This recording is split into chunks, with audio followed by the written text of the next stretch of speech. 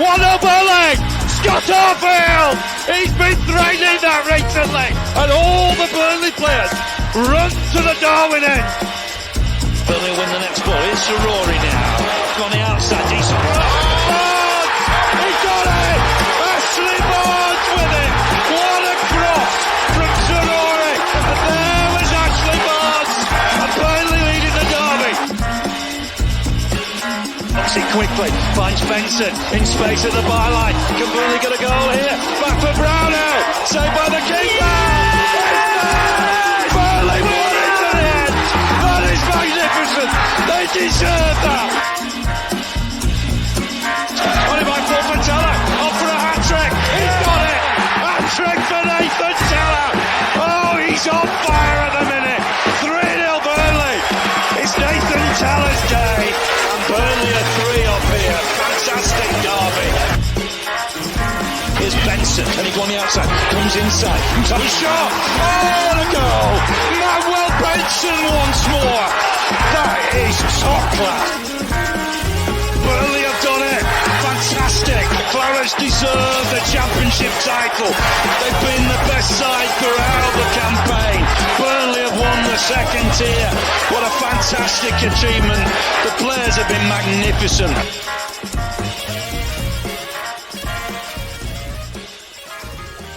Yes, hello everyone and welcome along to the latest instalment of the Turfcast podcast pre-game show with me, Joe Redmond, ahead of what is a massive game down at the bottom of the Premier League. Burnley, it's the start of the stage of the season now where we have the more favourable fixture. I say favourable, we've got 2 half-decent fixtures and we're playing Arsenal again, aren't we?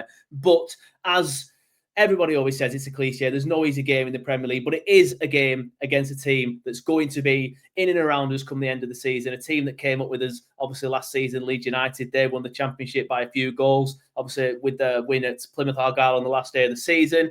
And the only time we played a team in and around us so far this season was Sunderland, and we won that one. The fixture list hasn't been kind to us, but we now need to start getting points on the board. There's no more excuses. We can't just sit there saying, oh, it's Man City, oh, it's Liverpool, oh, it's United, or, oh, it's a last-minute penalty. Points need to be on the board now, and wins need to start coming in. And I'm pleased to introduce a man that needs no introduction on this channel. You may have seen him many of times already. It is Connor from the One Leeds fan channel. How you doing, mate? All right, pal. Yeah, all good. Apologies for the Harry Potter glasses, everybody. I've now hit the old age of 32, of which these are now a necessity. So apologies, but they're going to have to stay on. So all good. If you're old at 32, what am I at 37? Oh, God, I know, mate. I'm a fountain of youth. But yeah, all right, mate. Just weird start of the season. I don't really know how I'm feeling, to be honest with you. It's just been ups and downs, I guess, which always is. Yeah, well, let's get into that then, because I'm looking at Leeds, and with the teams that you've played, probably expected to be around about where you are, maybe a little bit ahead. Obviously, you got a decent point against Bournemouth. I know they're a small team, but they're a very, very good team. And obviously, with it being a 93rd minute equaliser for Bournemouth, you probably left that feel a little bit dejected, to be fair. But still, nonetheless, it's a good result. Just quickly looking at some of your other results as well. Beating Wolves, probably expected to beat them with the position that they're in. A defeat down at Fulham, again, you may have been a little bit frustrated with that, but Fulham are half decent, especially last season. But it was a win against Everton on the opening day of the season that really, even if you were given a bit of a helping hand, literally, by both the referee and James Tarkowski, it's still a big win against a team that potentially could have been in and around us. And I think if anything now, Everton have proven that they're probably going to be mid-table. So how do you assess it then? You say that you don't know how to feel. Try and put it into words. How do you assess that start to the season? I think it's going from like where we've been, which is 2 teams of which have just really enjoyed a lot of success last season.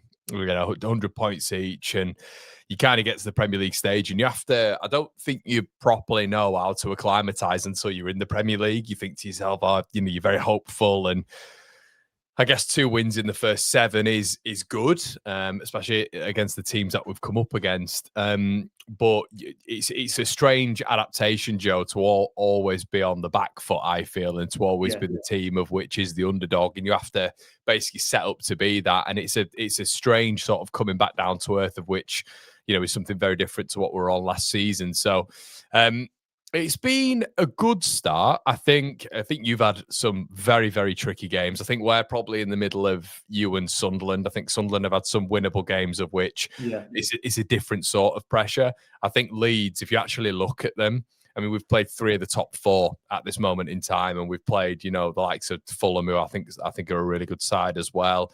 Everton are in there as well, who are always a tricky customer, especially this season with the improvements they've made. So I think we've had a relatively good start. I don't really know what more to expect, Joe, when we're 15th, mate. 15th. That you offer me that right now, I'm absolutely biting your hands off for it. So I think it's been a good start. I think it's going to be tougher for the better teams to just wallop us as well, because I think how we set up is very different to how we set up last season. So the start's been impressive to an extent. I think we've had a few missed opportunities. I would say that, but I think overall it's been a decent start for Leeds.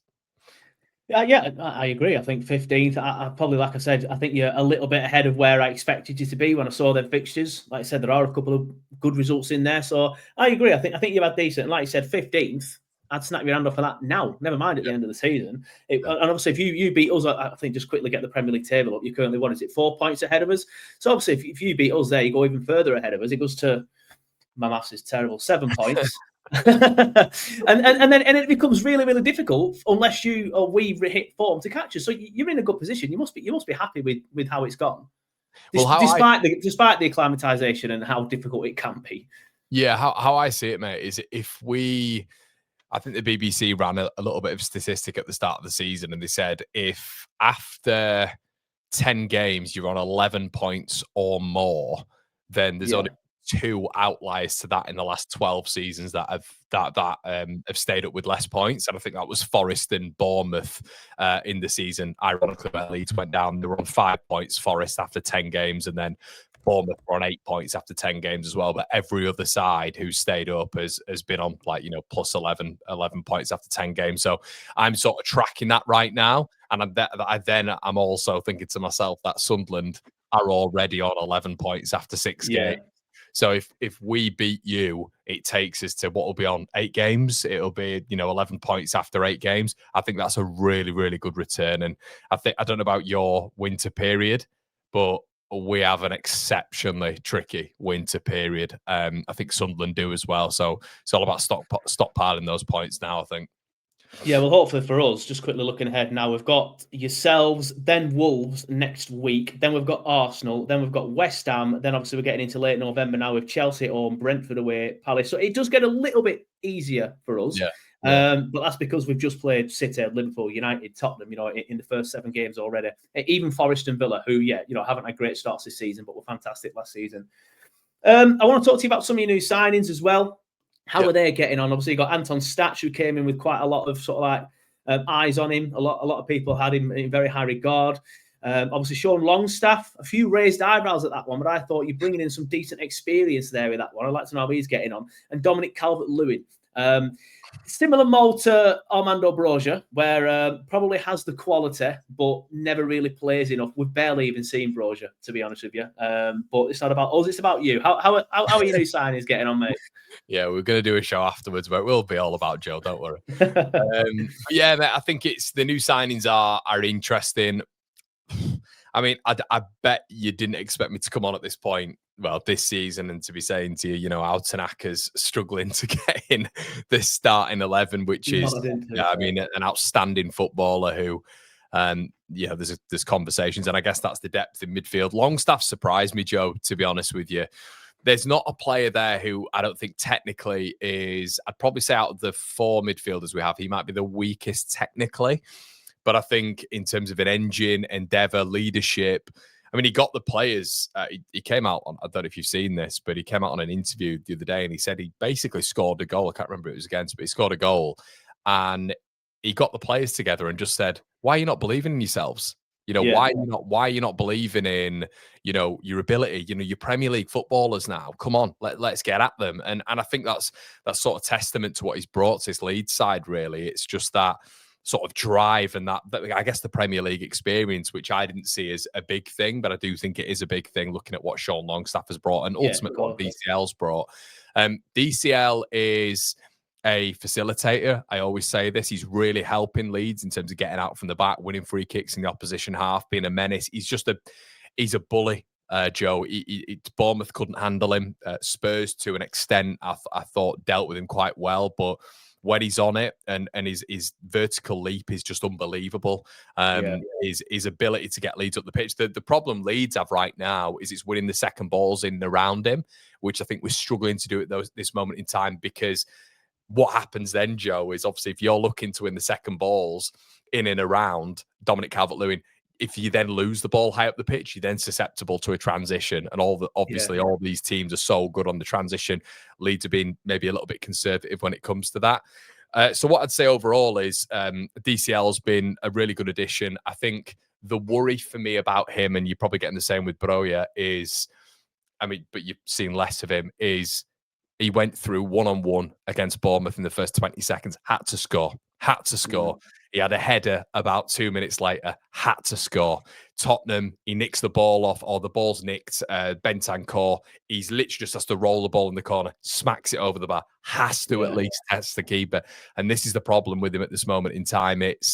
He's helping Leeds in terms of the style of which we're trying to embed in the Premier League. The problem is that finishing attribute. But I guess, Joe, that if Dominic Calvert-Lewin had that, he'd be playing for a top 8, top 6 club, maybe, Yeah, it sounds like the same issues that I used to sit here and talk to Everton fans about. It can help link the play up, it can help do well, it can help, like you said, get Leeds up the pitch, but putting the ball in the back of net has always been one of his issues. As I've already said, the injury record. How's he done in terms of injuries? Has he played quite a lot for you so far this season? I know we're only 7 games in, but has he managed to play for you quite a lot? Yeah. He's been regularly featuring. It was a massive risk, really, and it could. Touch wood, it doesn't happen, but there's him and Mecha. So Mecha's basically the second foil to Dominic Calvert-Lewin, but they're very similar. It's so evident how Leeds have recruited. It's the athletes, the physicality side of things. I think Leeds have learned from like the Brentford mold and stuff like that, where it's set pieces, it's athleticism, it's that physicality that is the bullish nature of the Premier League.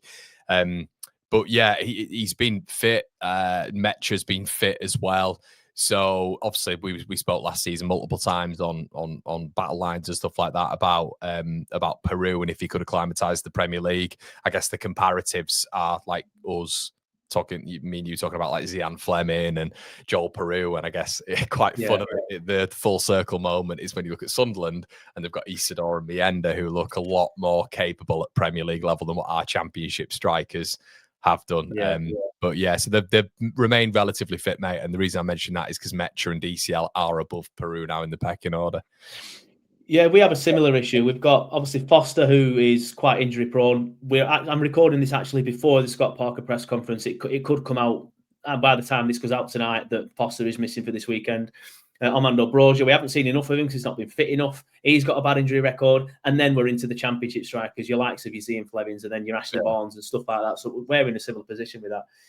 I want to talk to you about Daniel Farke. There always seems to be questions around Farke at the minute, or whatever, pretty much. Even just after he won the league, I think you said, I can't remember what you said, so apologies if I'm wrong on this, Connor.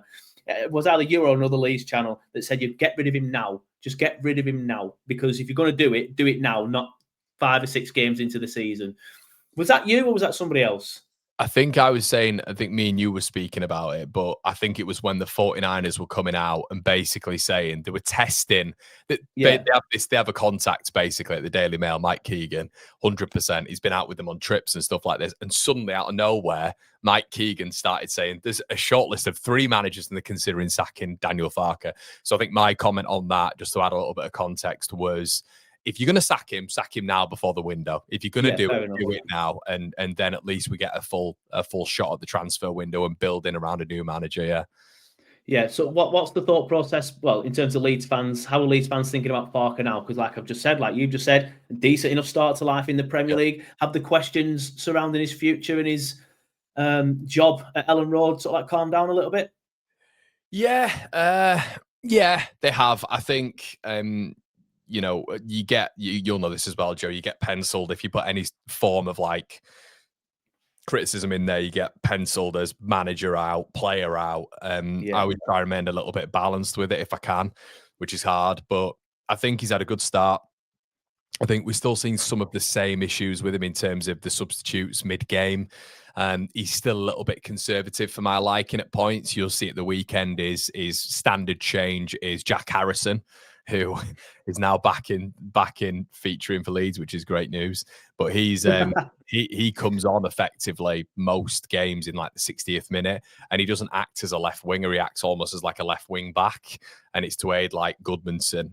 But I think that's because of, and you'll notice this as well, or you'll know this, the 5 subs that come on for the opposition, who are all just like, for the ones we played, a lot of them are like top class elite players, and you kind of go to a little bit more of a conservative approach to maintain results or to just stay in the game or whatever.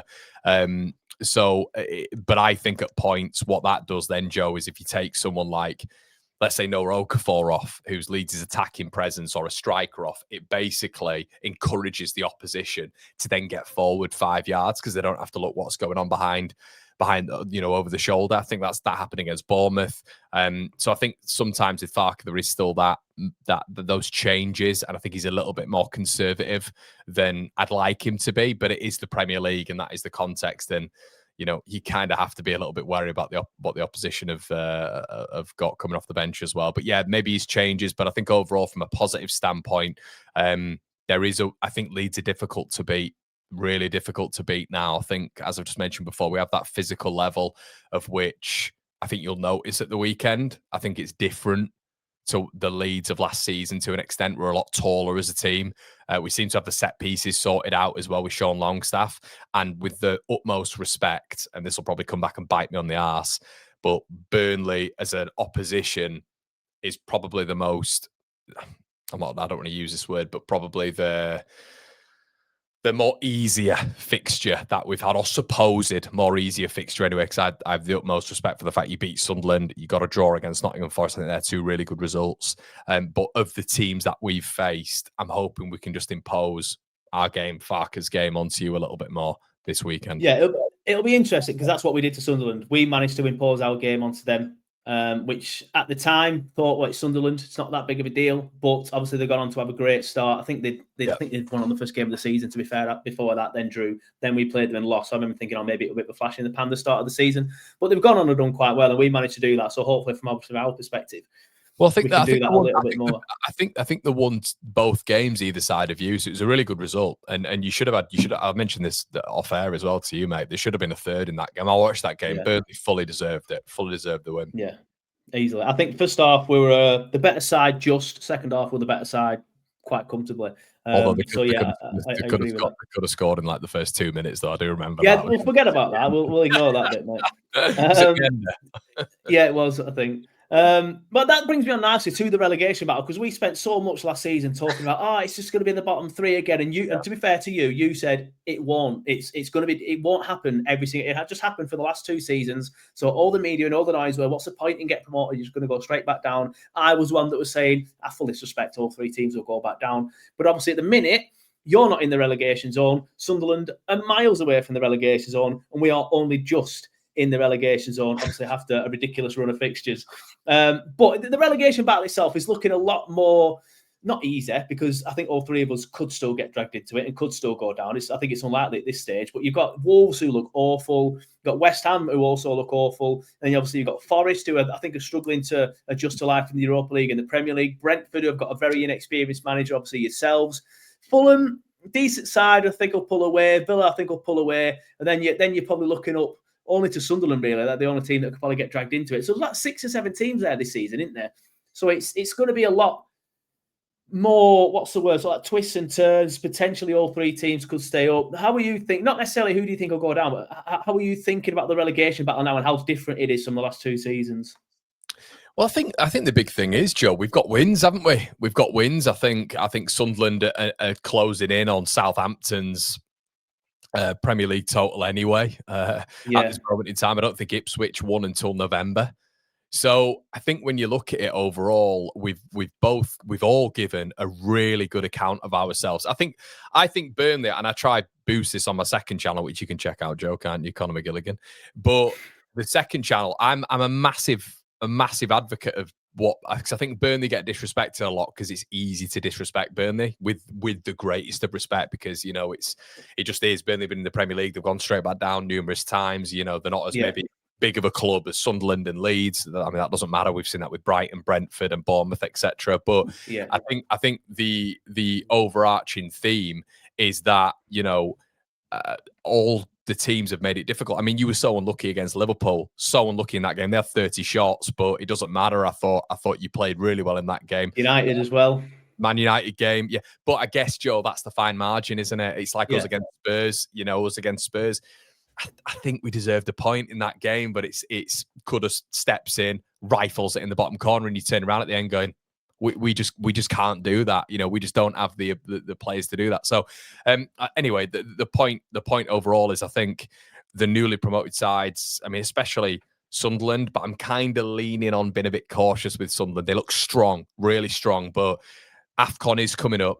There has to be a bit of context there. Alongside that, I do think they've had favourable games. 100%. I think us and you are maybe a little bit more comparable in the fact that we've both had really tough games, and I think we've stood up to it quite well. I think if I was to ask you at this point, I mean, look, you're 18th, but if I was to say to you 4 points, I mean, you've played all the big boys, haven't you? Barring Arsenal and Chelsea and Spurs. Yeah. But Spurs first year. Oh yeah, you did. Sorry, 3. Yeah. 3-0, but yeah.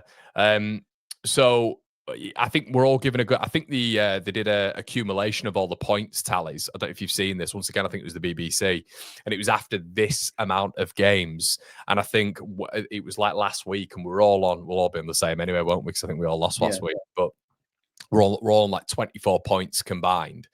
And I think that it's something like the greatest points. Yeah, I did see that actually. Combined since about 6-7 years ago, I think it is. So that's a positive. And I mean, what have you thought? I mean, and look, I know you look at yourselves, won't you? And you go, we've only got 4 points. I mean, we've only got 7 points. Sunderland have only got like 11. But still, it's much better than what we've seen, because I knew it, Joe. I think when you're looking at the past 2 seasons, it's been pathetic, and I think there's context to apply to it all. I think you, with the greatest respect, you're playing out from the back, not changing your system with Vincent Kompany. Just doesn't happen. And then you look at Russell Martin at Southampton. We've all seen what's gone on at Relegation. Stubborn, won't change his ideology. Leicester, Enzo Maresca went, didn't he, in the summer, and that was all chaotic. 2 managerial appointments there. Luton, they haven't got really the squad to be able to cope with the top level.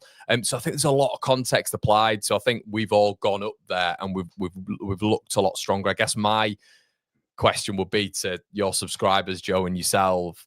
It's what 3 teams are going to finish below us. I think that's the worrying part for me, maybe. I agree with that, but just again, quickly get the Premier League table up. I think Wolves, I know they've just changed the manager, so we'll see how they get on with that one. Same with West Ham. So we'll see how they get on with that one. Sorry, have Wolves changed the manager? Have I made that up? No, it was West Ham, wasn't it? West Ham, yeah. Vitor Pereira in it at Wolves. Yeah, that's right. I think Wolves look poor. I think Brentford can go. West Ham as well. I think Forest are going to struggle. I really do with Europe, especially to get far in the Europa League. I'll be honest, I earmarked you until you got that win recently against Wolves. I thought this is massive for them. If Leeds lose that one, I think they can go. But I did expect you to win at the same time.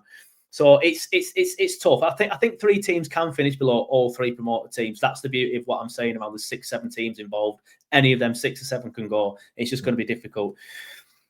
Moving on then to the weekend. How are you expecting Farke and Leeds to set up? You said you're going to try and impose your game onto us. What is your game? Can we swear?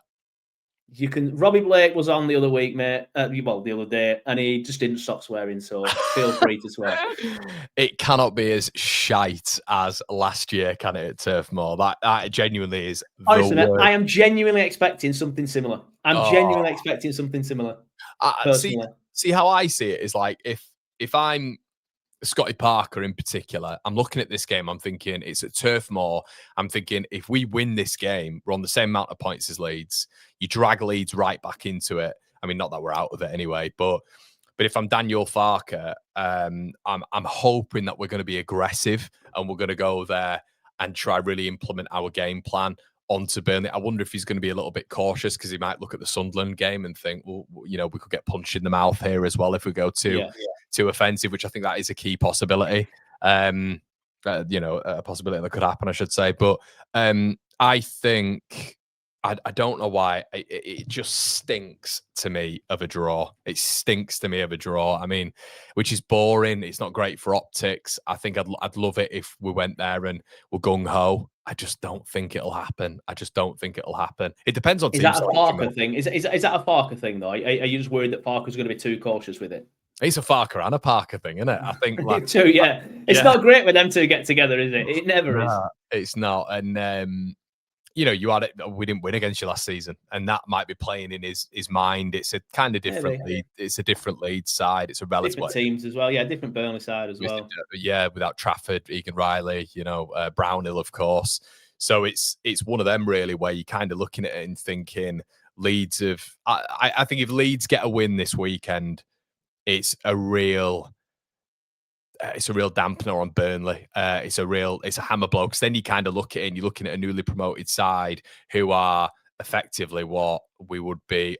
Would it be like 10 points ahead of you, like 9 points ahead of you? I think it would be. And then you've got Sunderland, who if Sunderland win are on 14 points. They've got a pretty decent game against Wolves at home.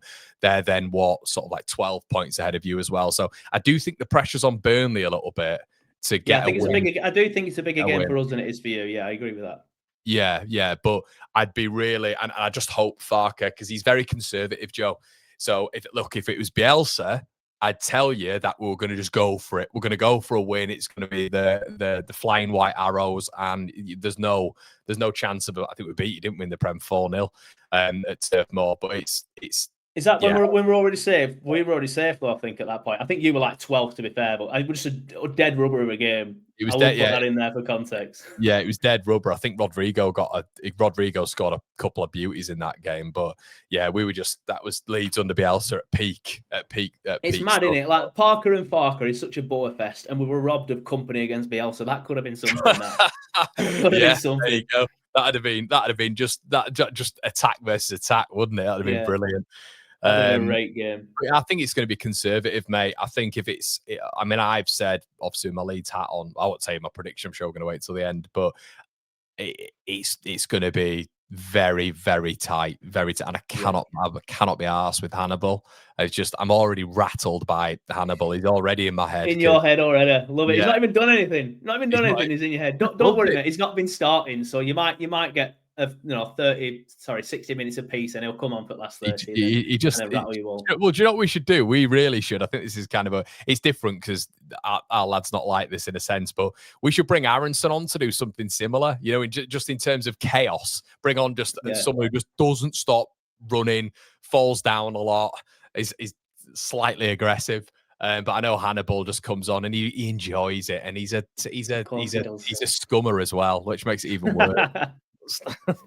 I was at Ellen Road last season when he got subbed off, and then just went the full length, just winding the Leeds fans up.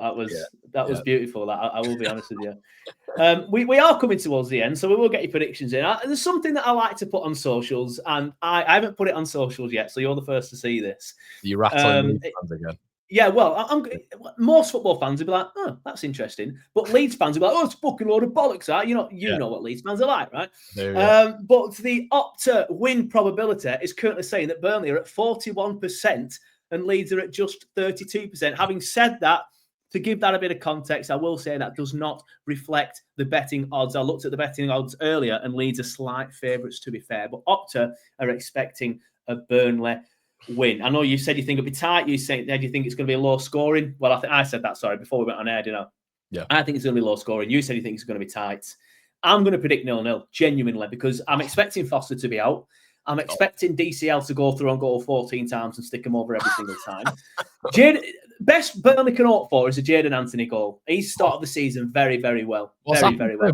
I mean, he wasn't bad for you last season, but he's all right for us. But I know he didn't do very well for you guys. I'm not sure how he feels about Leeds. He might be a little bit more up for it as well. You would be, sure. You would be. I would You be. would suspect him to be, yeah. Yeah. You'd want to prove a point. And it's far Best we can hope for is 1-0 Jadon Anthony. You know what I mean? I think that's best we can hope for. It's going to be tight. I think Foster's going to be out. I haven't seen the news yet. I'm recording this before the news. If somebody else is, is it half one? Is it half one? Your press conference? I think ours is half. It's normally around that, but I've not had the notification yet. So Right. I think it's normally around 3:30, something 2 o'clock, something like that. But anyway, predictions, please, mate. Head and heart, or just what I actually think?